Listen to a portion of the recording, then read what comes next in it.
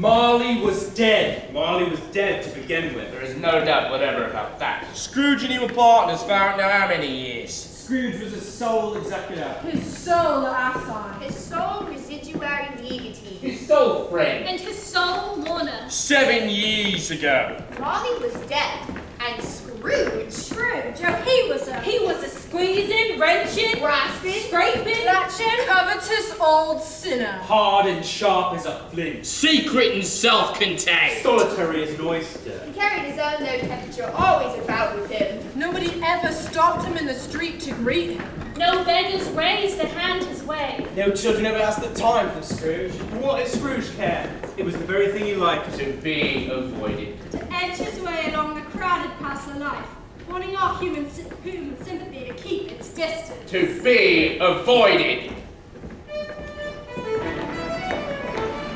Once upon a time, Of all the good days of the year, on Christmas Eve, old Scrooge sat busy in his counting house. Scrooge never painted out old Marley's name. There it hung years afterwards over the warehouse door. Scrooge and Marley. The firm was known as Scrooge and Marley. Sometimes people knew the business called Mr. Scrooge, sometimes Marley. He answered either names, all the same to him. 4 o'clock. And already dark. It's not been light all day. And he had a fine white comforter his wife made for him. And he tried to warm himself at the candle, in which effort, not being a man of strong imagination, he failed. Merry Christmas, Uncle. God save you. Bah! Humbug. Christmas a humbug, Uncle. You don't mean that, I'm sure. I do. Merry Christmas. What right have you to be married? What reason have you to be married? You're poor enough. Come then, what right have you to be dismal? What reason have you to be morose? You're rich enough. Bah! Humbug! Don't be cross, Uncle. What else can I be? When I live in such a world of fools as this? Merry Christmas. Out upon Merry Christmas. What's Christmas time to you but a time for paying bills without money? Buying presents you can't afford? A time for finding yourself a year older, but not an hour richer. If I could work my will, every idiot who goes about with Merry Christmas upon his lips should be boiled with his own pudding and buried with a stake of holly through his heart. Uncle! Nephew, you keep Christmas in your own way, and let me keep it in mine. Keep it, but you don't keep it. Let me leave it alone then! Much good may it do you. Much good it has ever done you. There are many things from which I might derive good, by which I have not profited, I dare say. Christmas is one. I have always thought of Christmas as a time for good, a kind, forgiving, charitable, pleasant time. The only time I know of the long calendar of the year where men and women seem by one consent to open their shut up hearts freely, and to leave people below them as if they really were fellow passengers to the grave, and not another race of creatures bound on alien journeys. I believe Christmas has done me good and will do me good, and I say God bless it. Let me hear another noise from you, and you'll keep your Christmas by losing your situation. You make a pretty speech, sir. I wonder you don't go into Parliament. Don't be angry, Uncle. Come down with us tomorrow. I will not. But why? Why? Why did you get married? Because I fell in love. Because you fell in love. Bah! Good afternoon. Nay, Uncle, but you never came to see me before I married. Why give that as reason for not coming now? Good afternoon. I want nothing from you. I ask nothing of you. Why cannot we be friends? Good afternoon. I am sorry with all my heart to see you so resolute. We never had any quarrel. But I have made a trial and homage to Christmas, and so I'll keep my Christmas humor to the last. And so, a Merry Christmas, Uncle. Good afternoon. And a Happy New Year. Good afternoon! And a Merry Christmas to you, Mr. Cratchit. Oh, sir. Thank you, sir. And a Merry Christmas to you and yours, sir. And a Happy New Year. Oh, Merry Christmas.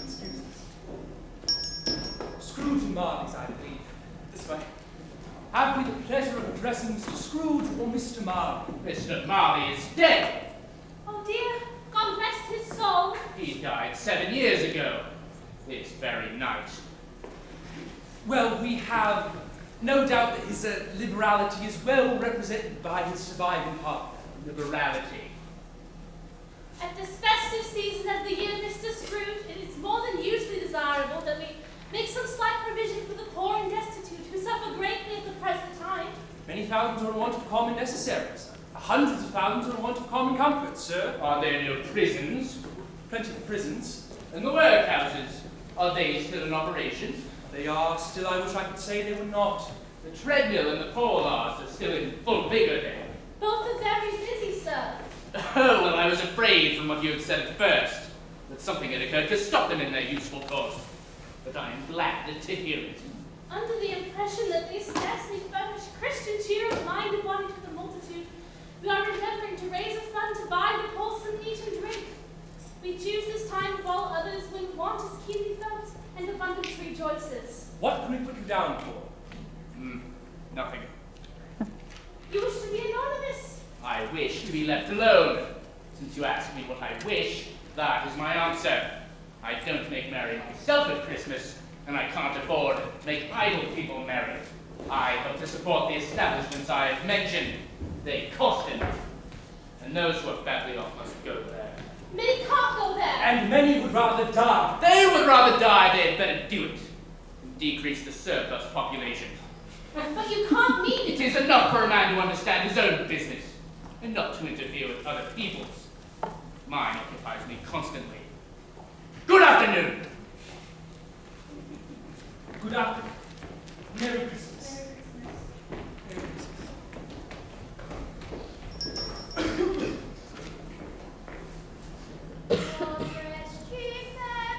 Bloody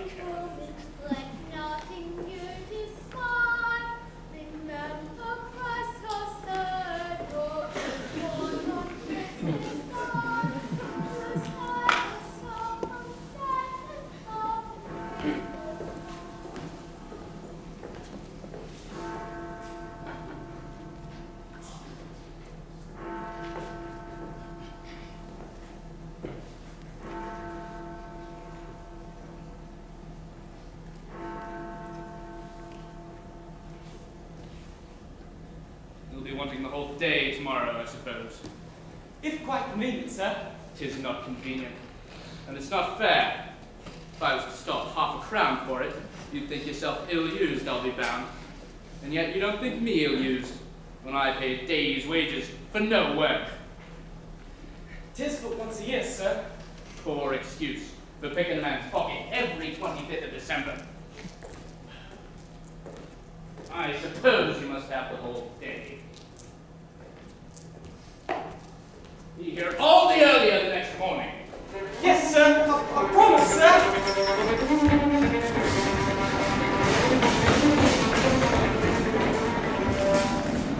Now, it is a fact that there was nothing at all particular about the knocker on the door, except that it was very large. Scrooge had seen it night and morning in his many years living in that dreary old place. Let it also be borne in mind that Scrooge had not bestowed one thought on Marley since his last mention of his 7 years dead partner that afternoon. And then, let any man explain to me if he can, what happened that Scrooge Having his key in the lock of the door, saw in the knocker, Without it undergoing any intermediate process of change. not a knocker, but Marley's face. Darkness is cheap, and Scrooge liked it, but not on this night. He went about to inspect his rooms. Antechamber, stairway, sitting room, bedroom, all as they should be. Nobody under the table, Nobody under the sofa. Nobody by the fire. nobody under the bed. nobody in the closet, nobody in his dressing gown. Come.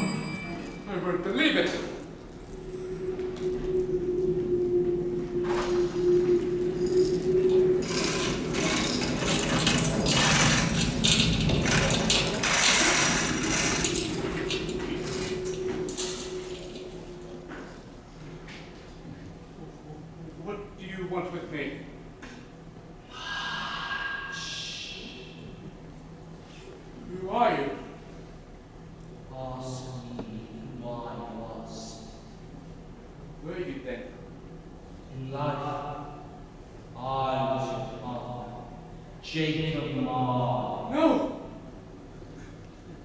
Jacob! Can you sit down? I can.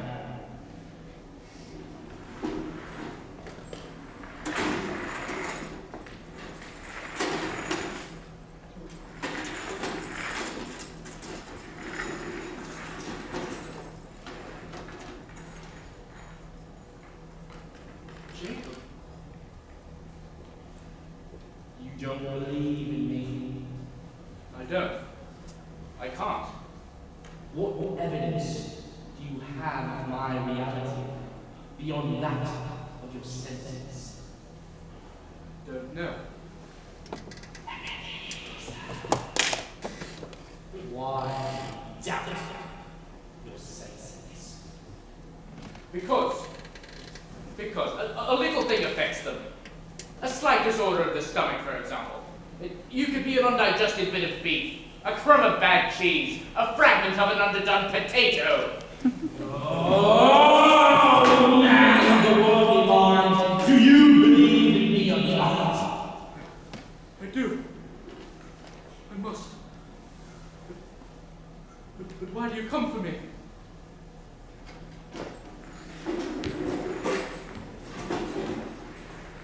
It is required of every living soul to walk abroad amongst fellows, to greet the world, to travel far and wide, to love, and to learn our differences and varieties.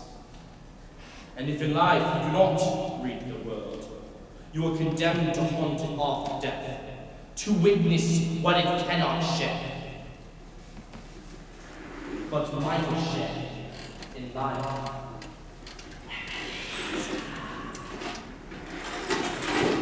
You are fettered, Jacob. Tell me why. I wear the chains I forged in life. God made me a relic by right, and yard by yard I girded them of my own free will. Is its pattern strange to you? I have seen your chains. You know the strong will you bear yourself. They were as long, strong, and as hard as this 7 Christmas Eves ago. You have labored on it since. It is upon this chain. Speak comfort to me, Jacob. You were ever my comfort in life. I have none to give. I cannot rest. I cannot stay. I cannot linger anywhere. Life, my spirit never wove beyond the narrow limits of our money-shaking home. Very little time is for me here. Weary journeys, endless lie before me. Hear me, my time is nearly gone. Really? I must, but don't be hard upon me. I am here tonight to warn you. You have yet a chance. I hope you stake my fate. Chance, and I hope I can cure you. You were always friend to me, Jacob. Jacob. You will be haunted by 3 spirits. I think I'd rather not. Without their visits, you cannot hope to shun the path I tread. Expect the first, and the bell tolls 1. Couldn't I take all at once and have it over, Jacob? Look to see me no more, and think that for your own sake. You remember all that has passed between us.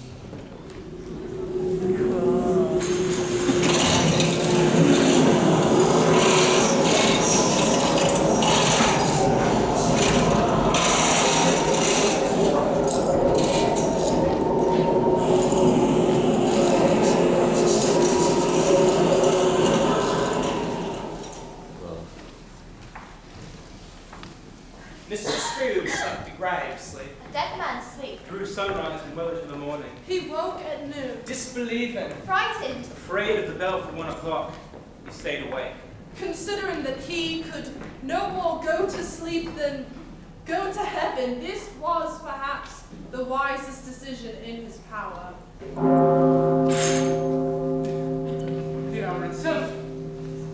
And nothing else. Very well. It was a dream. Just a dream. Humbug.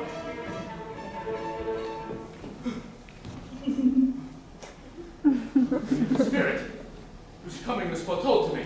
I am. Who or what are you? I'm the ghost of Christmas past. Long past. No, your past. And what is your business here? Your welfare. Take heed. Good heaven! I know this place. Walk with me.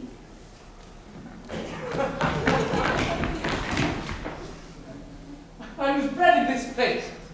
I was a boy here. You recollect the way. Remember it? I can walk it blindfold. Strange to have forgotten it for so many years. Let us go on.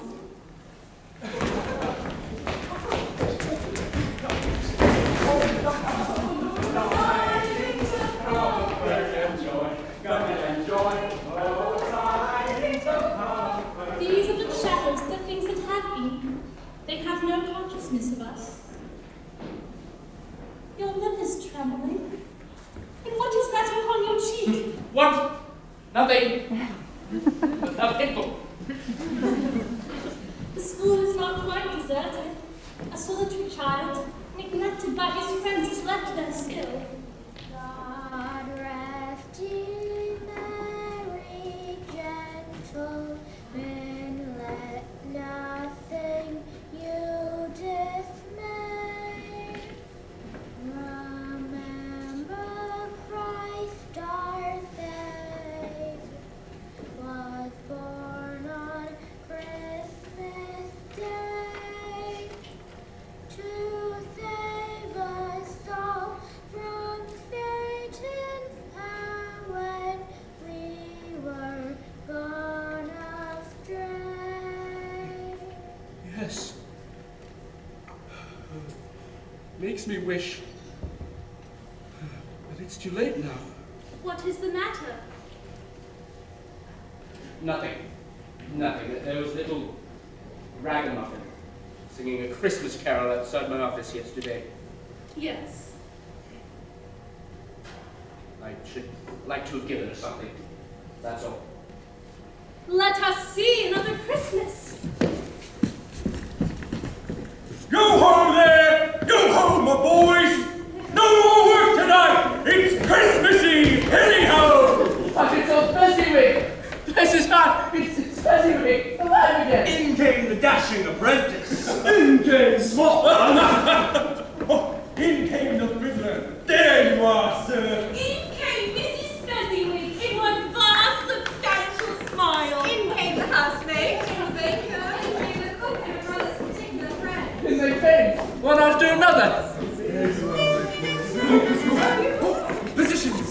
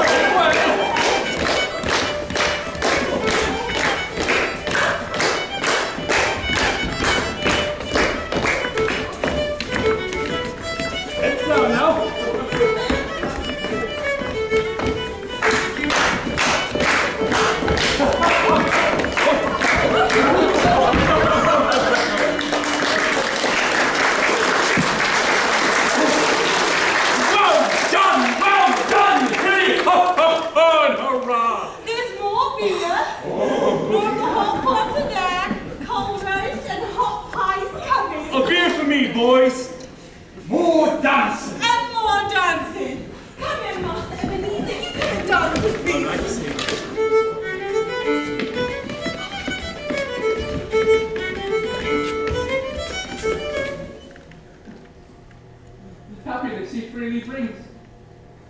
It's quite as great as if it were a fortune.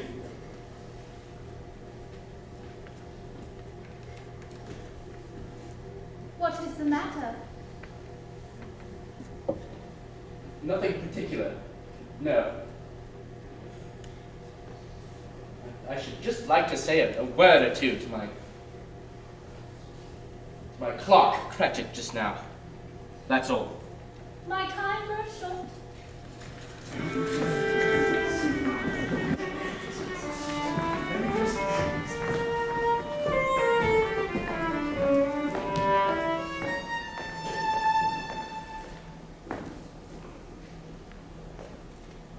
My time grows short.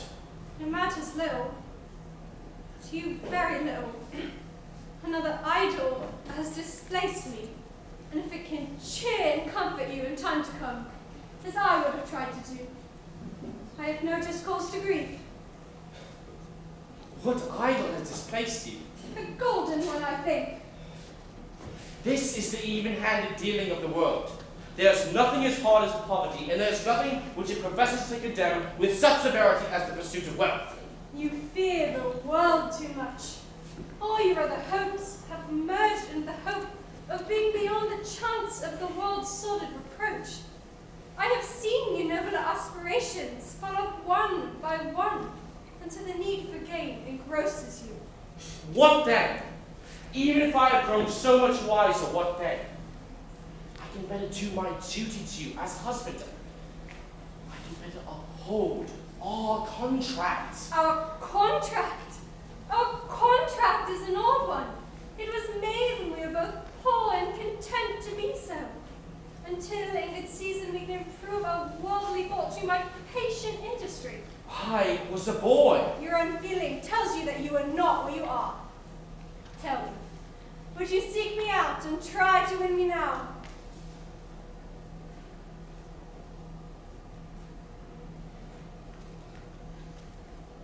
No. You think not? I would gladly think otherwise if I could. I am a dowerless girl. You would not choose me now. You would go on despite the growing regret I know I would come to see in your eyes every day. I release you with a full heart for the love of him you once were. You may, the memory of what is past, half makes me hope you will have pain in this. A very, very brief time, and then you'll dismiss the memory, gladly, as an unprofitable dream. Perhaps you will find someone who is... No! May you be happy in the life you have chosen, Ebenezer.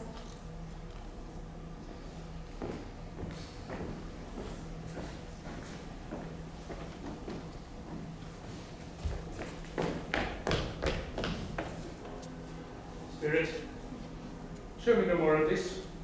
Conduct me home. There will be more shadows for you to see. No more. No. More shadows for you to see.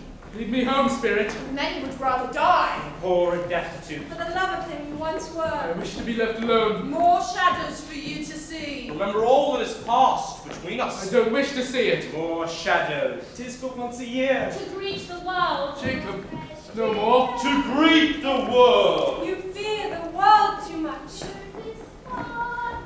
Spirit, remove me from this place. Leave me. Take me back.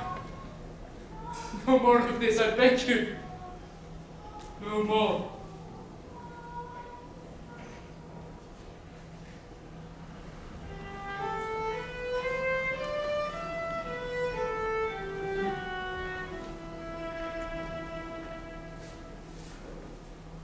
Scrooge woke before the stroke of one this time. He waited in the dark, uncomfortably cold, not wishing to be caught by surprise. Indeed, he had resolved to challenge the next messenger dispatched by Jacob Marley at the moment of its appearance. He was ready for a good, broad field of strange appearances. Nothing between a baby and a rhinoceros would have astonished him very much. Now, being prepared for almost anything, he was not by any means prepared for nothing.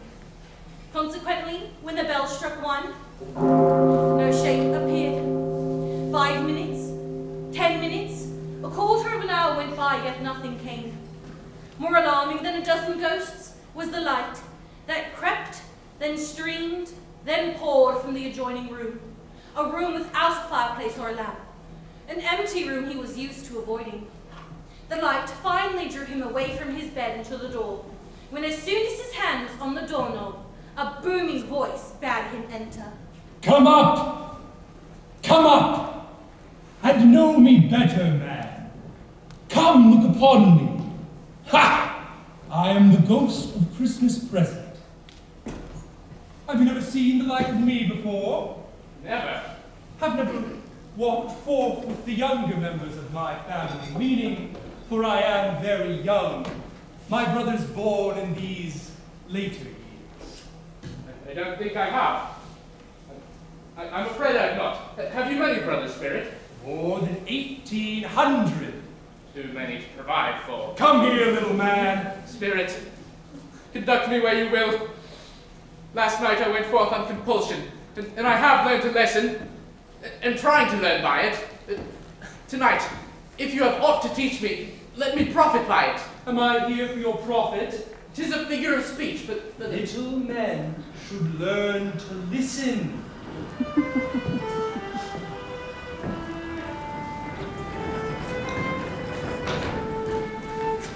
What has ever got your precious father then? And where's your brother, Tiny Tim?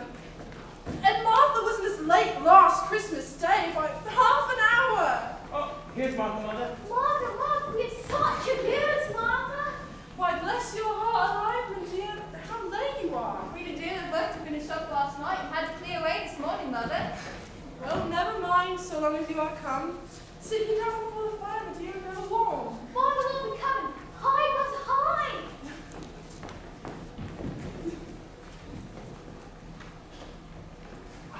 Merry Christmas.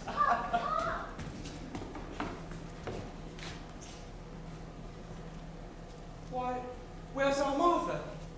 Not coming. Not coming? Not coming upon Christmas Day? Here I am. Nest after it. Oh, come, Tim. Oh, Tim, come here, the Christmas pudding bubble.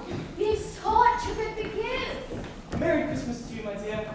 Hope they're not working you too hard. I'm giving today and tomorrow to be with you, but let's not talk about work. Very well. And how did little Tim behave at church? As good as gold and better. Somehow he gets thoughtful, sitting by himself so much, and thinks the strangest things you ever heard. He told me, coming home, that he hoped the people in the church saw him because he was a cripple. And it might be pleasant for them to remember upon Christmas Day who made lame beggars walk and blind men see. Our Tim, he's got a hearty spirit, does he not? Oh, tidings of comfort and joy, comfort and joy. Oh, tidings of comfort and joy. A Merry Christmas to us all, my dears. God bless us. God bless us, everyone. Spirit, tell me if Tiny Tim will live. I see a vacant seat there in the chimney corner. I see a crutch without an owner, carefully preserved. If these shadows remain unaltered by the future, the child will die. No! Kind Spirit, say he will be spared. What then? If he be like to die, he had better to do it and decrease the surplus population. If man you be in heart, forbear your wicked words until you have discovered what the surplus is and where it is. Will you decide who shall live and who shall die? It may be that in the light of heaven you are more worthless and less fit to live than millions like this poor man's child. God bless us, everyone. God bless even Mr. Scrooge. Mr. Scrooge? I'll give you Mr. Scrooge, the founder of the feast. The founder of the feast, indeed. I wish I had him here. I'd give him a piece of my mind to feast upon and Hope he'd have a good appetite for it.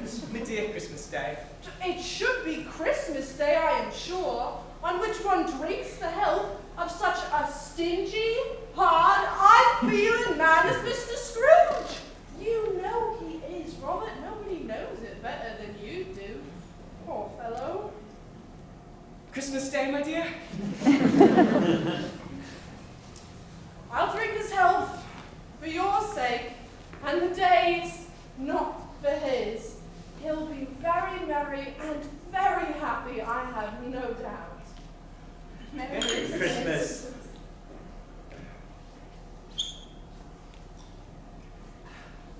And that will be that for Mr. Scrooge today in this house. For Mr. Scrooge? Tim, do you have a song for us as we wait for our feast? Yes, Tim. Give us a song for the day. I have one, but it's rather a sad song. I'm sure any song will do, my love.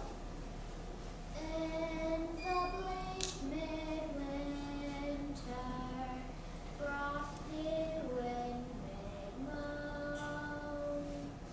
Earth stood hard as iron, water like a stone. Very good, Tim. Very good indeed. There was nothing of high mark in this. They were not a notable family, not well dressed. The shoes were far from waterproof, and the goose was, contrary to little Belinda's excitement, small and bony. The Christmas pudding set them back a full month's wage just for the extra butter, sugar, and spices. But they were happy, grateful, pleased with one another, contented with the time. And not one of them failed to notice that the bright sprinkling of this present Christmas might be the last. So full, and so warmly protected from the cold and darkness. Without warning from the ghost, old Scrooge found himself upon a bleak, slanting cliff, piled with chopped stones, like a burial place for giants, where nothing grew but moss and furze and coarse, rank grass. What place is this? The women here keep special watch this night. They take this time for coming together and remembering not every Christmas looks or sounds the same. For some, it is enough to remember that we love. For the men not coming home, for the babies who didn't live to see a season in its turning, for the daughters ever leaving and the wayward sons. In the bleak midwinter, frosty wind made moan. I stood hard as iron, water like a stone. Snow had fallen, snow on snow. In the bleak midwinter, long ago. Angels and archangels may have traveled there. Cherubim and seraphim throng the air, but only his mother in her maiden bliss worshipped the beloved with a kiss. Ahoy there! Merry Christmas! Ahoy! Every man among them hums a Christmas tune or keeps a Christmas thought or speaks below his breath to his companion of some bygone Christmas day with homeward hopes. And every man on board, waking or sleeping, good or bad, had a kinder thing to say to another on that day than on any other day of the year. Every man had shared in some extent in celebration, and remembered those he had cared for, and those lost to distance. Let everyone at sea, in the dark and the cold, take some comfort to think that on this day, there is someone remembering them. but you, little man? Who remembers you this day? Come. And he said that Christmas was a humbug. As I said, he believed it too. A what? A humbug? More shame for him, And Fred. he's a comical old fellow, that's the truth. And his offences carry their own punishment.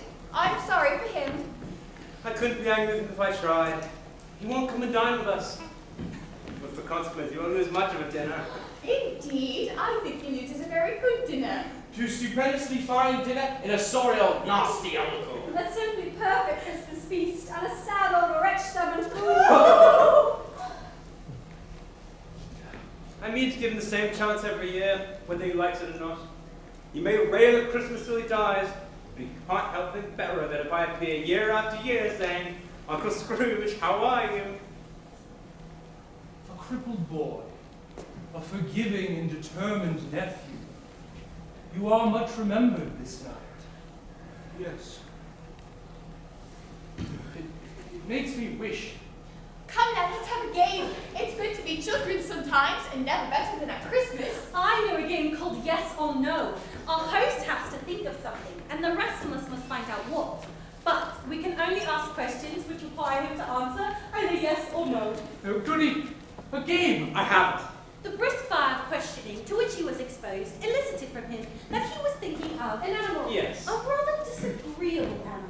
Yes. A savage animal. Yes. An animal that growled and grunted sometimes. Yes. You talk sometimes. Yes. Walked about the streets. Yes. Was never made a show off. Yes. Was never led by anybody. Yes. Never lived in a menagerie. Yes. Was never killed in a market. No. Not a horse, No. or an ass, No. or a cow, No. or a bull. Or a tiger, No. or a dog, No. or a kid, or a pack, No. or a bear. No. I found it out. I know it is, Fred. I know it is. Yes, what is it? It is your uncle, Mr. Scrooge.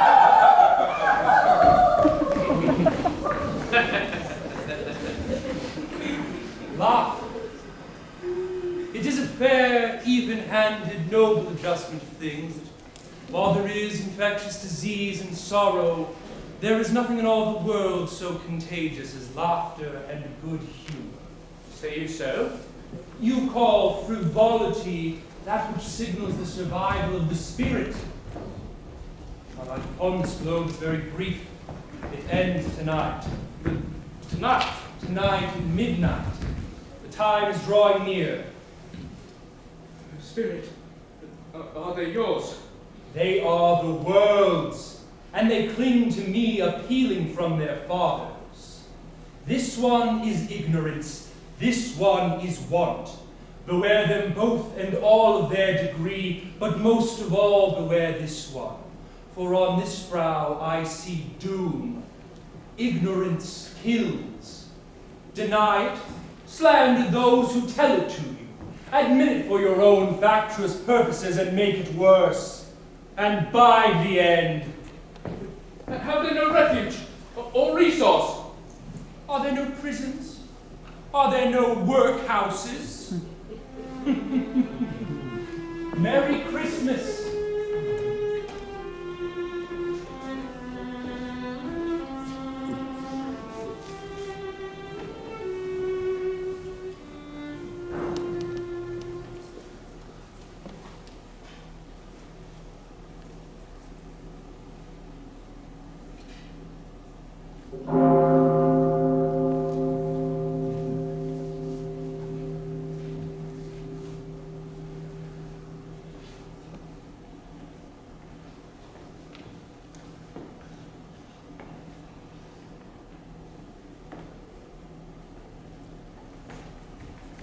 Am I in the presence of the ghost of Christmas yet to come?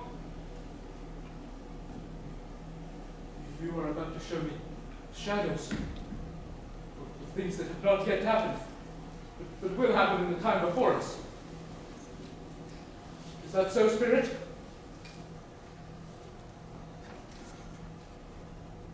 I fear you more than any spectre I've seen.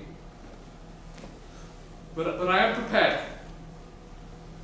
to bear your company and learn what I will with a thankful heart.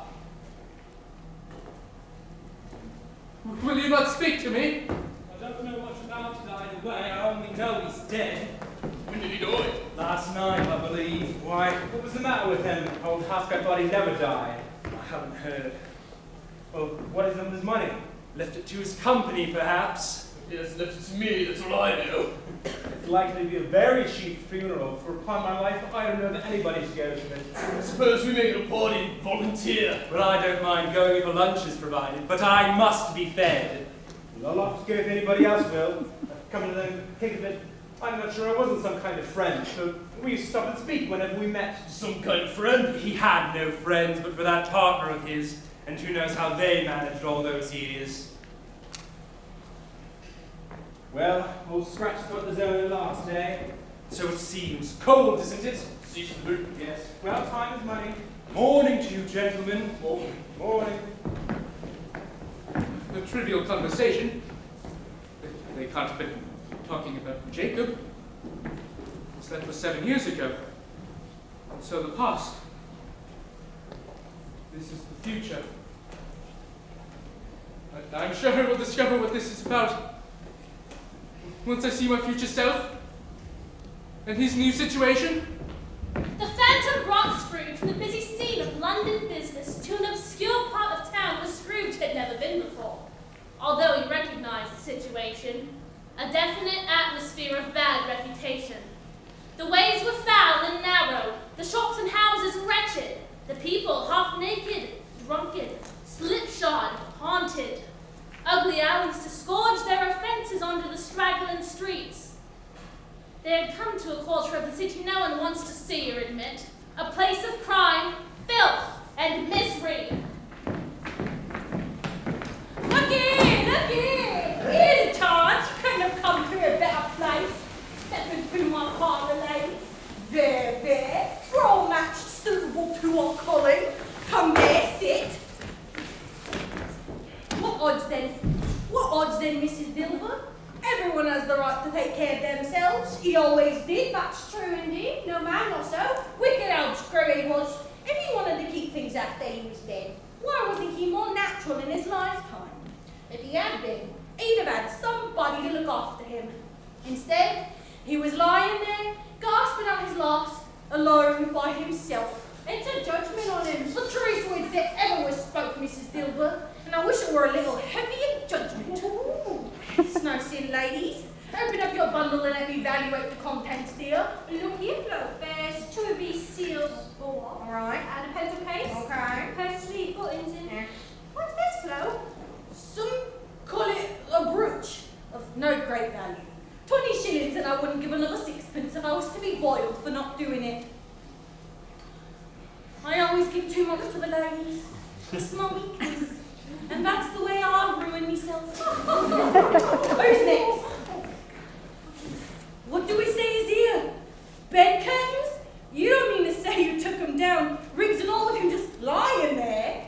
Yes, I do. Why not? Here's Marklo. Several blankets and a comforter. I do hope you had the decency to leave him wearing his nightshirt. Ugly old trout. Something to cover him with anyway. Somebody had him wearing his Sunday shirt and it seemed a waste to bury it with him. You two were born to make your fortune. And you'll certainly do it, I may say. Not a stain on the blankets or a grit out of place, Flo. Look over this shirt till your eyes ache. You won't find a hole in it. It's the best they had. Look at those fine buttons, Flo. This'll do. This'll do indeed. It's a good look, ladies. A good look. Good day for business. All right.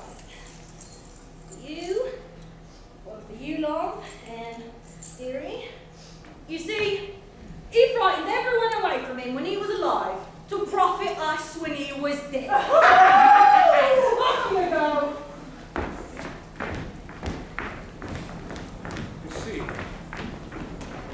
I see.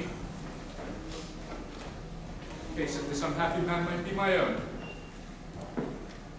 Left alone, no one to grieve. Had the fellow no family? They say he had no friends.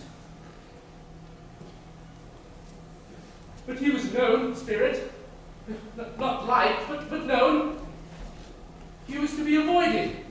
The step on my stairway. I've learned to skip, because I never thought to fix it. Why bother?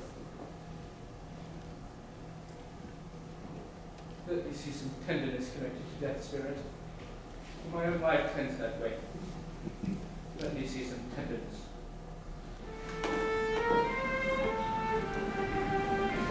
And he took a child and set it in the midst of them.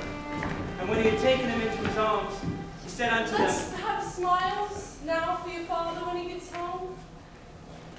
Must be near his time. Perhaps it rather, but I think he's walked a little slower these last few evenings, Mother. I have known him walk with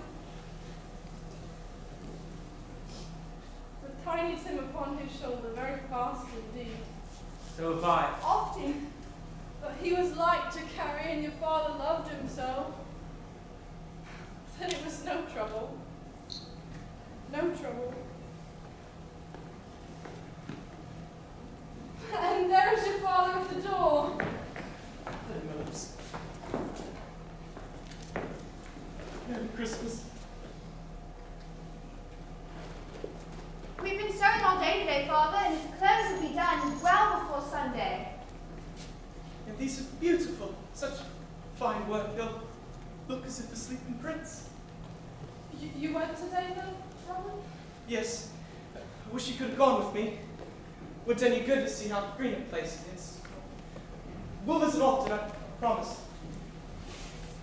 I promised him we'd walk there this Sunday. Every Sunday.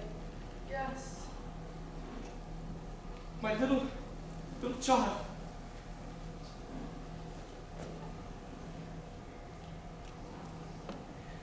However, whenever we part, as it might be Peter or Martha will marry soon.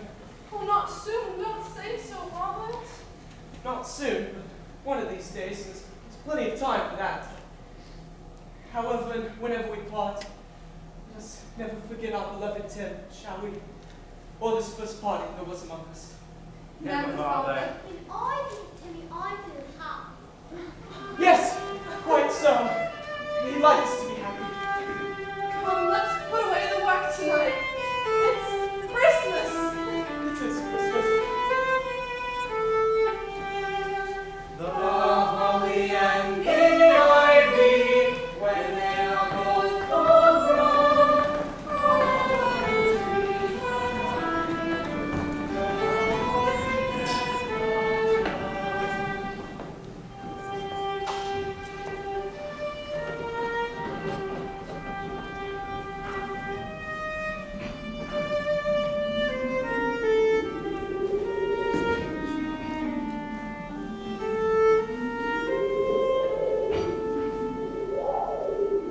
Before I draw nearer to that place, answer me, spirit.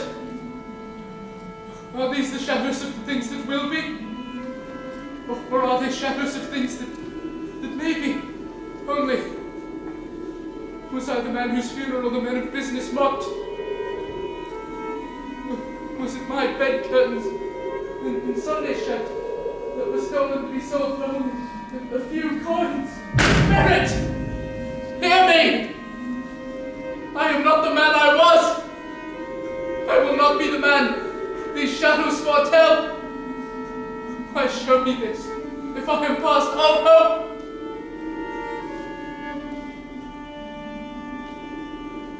Jacob, you interceded for my life, Jacob. I will change. I will honor Christmas in my heart and try to keep it all the year.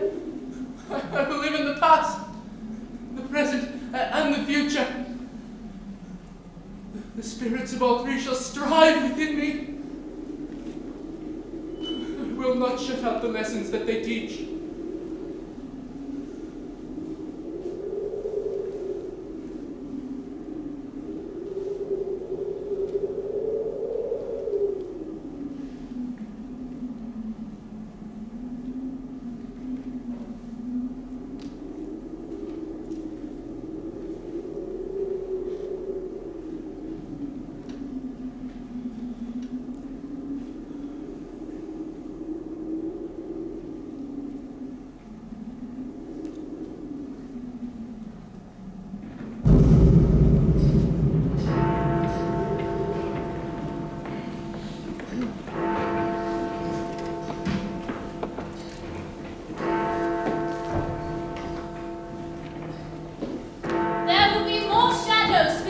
sea. Many would rather die. Poor and destitute. For the love of him you once were, more shadows for you to see. Remember all that has passed between To us. learn our differences. To love, to love. To greet the world. To greet the world. You fear the world too much. I will live in the past, the present, and the future, Jacob. They are not torn down. This is my bed. I am here. The shadows of the things that may have been, may be dispelled. They will be, I know they will.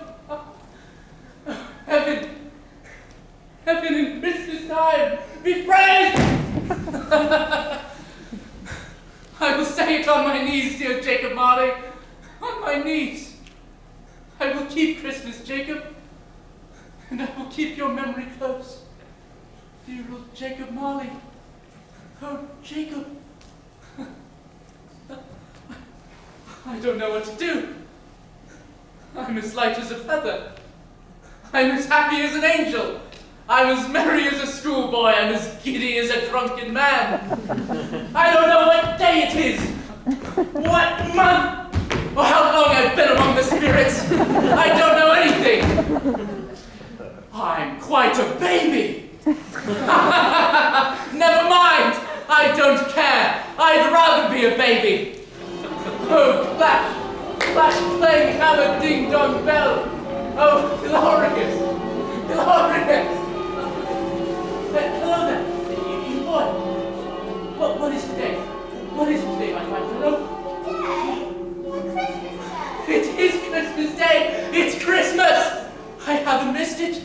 The spirits have done it all in one night. They can do anything they like. Of course they can. Of course they can.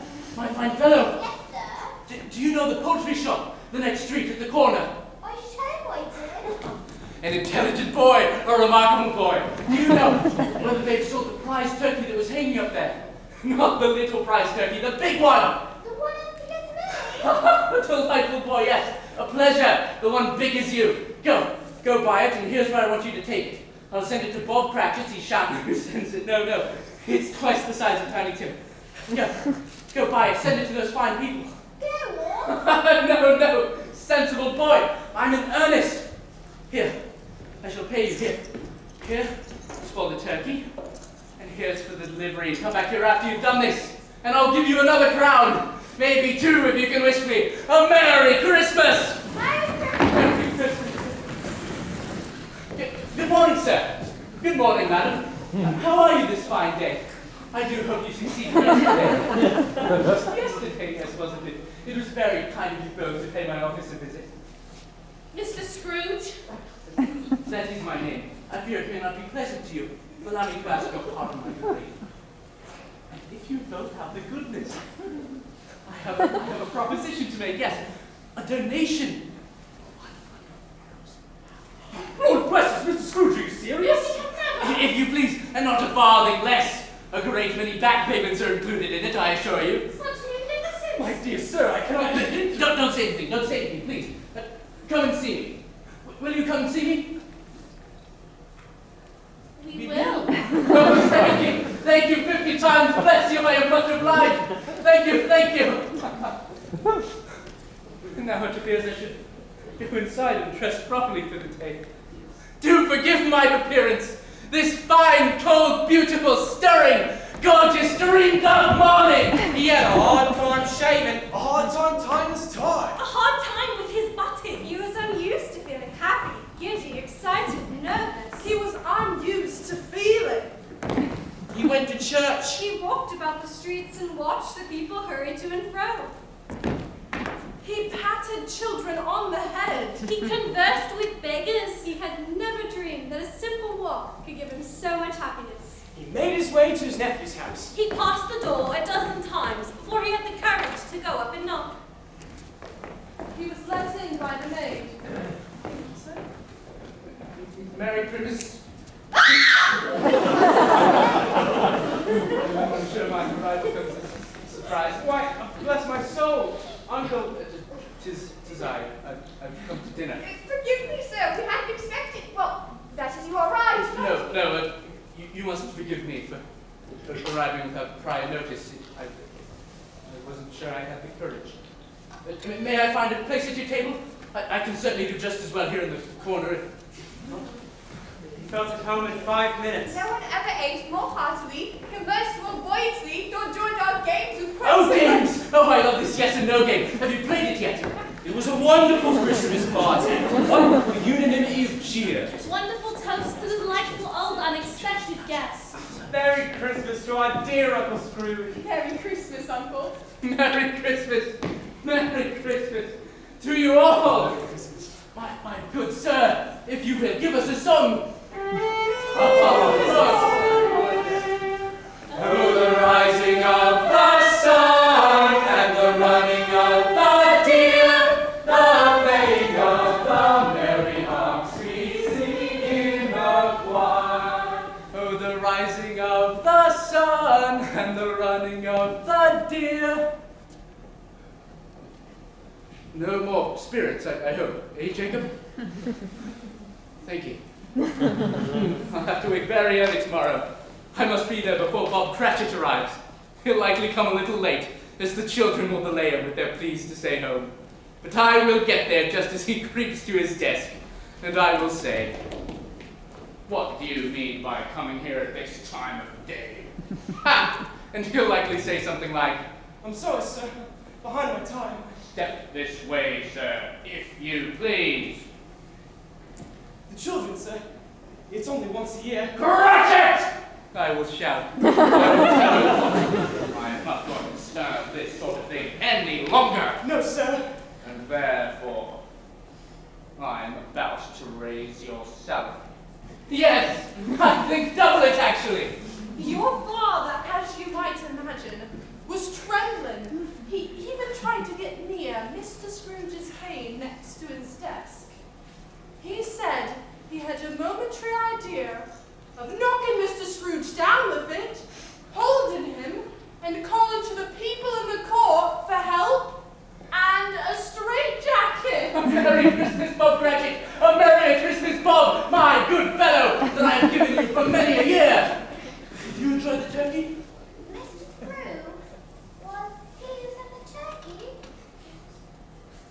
The turkey, sir? Bob wasn't yet sure Mr. Scrooge was of his right mind. I sent a large turkey, Cratchit. Very large. You said that I should like to assist your family, Bob. I was hoping you could come with me. We could discuss your affairs, your needs, especially whatever I can do for the little one, Tim. We'll discuss it over a Christmas bowl of smoking Bishop Bob. Ha ha! No use to say no to smoking Bishop Bob! And Scrooge was better than his word. He did it all and infinitely more.